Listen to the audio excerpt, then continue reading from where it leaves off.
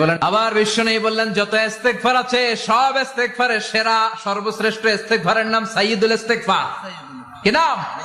সহিহ বুখারীর বর্ণনা।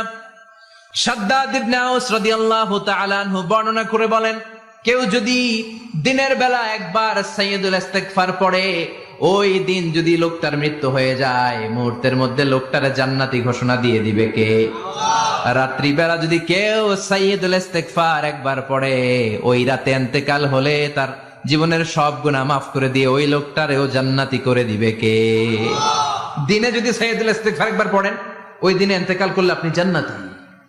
রাতে যদি সাইয়্যিদুল ইস্তেগফার কেউ পড়েন, ওই রাতে ইন্তেকাল হলে আপনি জান্নাতি। এটা সহিহ বুখারীর বর্ণনা। সব ইস্তেগফারের রাজা, শ্রেষ্ঠ ইস্তেগফার। মুখস্থ আছে না? কার কার মুখস্থ আছে? হাত তুলেন। সাইয়্যিদুল ইস্তেগফার মুখস্থ আছে কার? মাশাআল্লাহ, তাবারাকাল্লাহ। এটা আপনাদের বাড়ির কাজ দিলাম।